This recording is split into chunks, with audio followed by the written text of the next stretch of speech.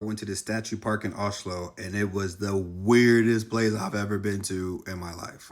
Ekebergparken. Oh my gosh, it's so strange there. And I know everybody thought that I was gonna say Frognerparken, but that is a statue park as well. That's more famous, I think, in Oslo. But this one is crazy. Don't ever go to this park at nighttime because I saw this and I was like, it looks like a sheet draped over a person, but that's like solid rock. That's a statue. This thing was so creepy. I was just like, why? Like, why is this here? Like, what is the purpose of this? Somebody please tell me. Then I saw this statue, and when I was far away from it, because look at it, it's in the middle of the hiking trail. When I was far away from it, I thought that this was like a real person.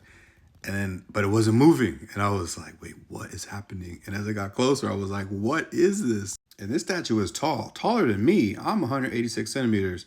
And I was like, wait, what? Why? What? Like, I need to do research on this place because like, what is going on here? And this right here, this was just on the side of the trail. It's just a woman. I'm like, what?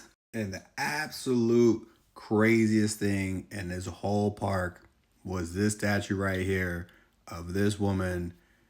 You see the position she's in. What you don't see is that down there is a puddle of water because every few seconds a stream of water comes from under there, which is simulating. Yeah, it's. Someone please explain to me what is going on at Ekebergparken. Like, what is up?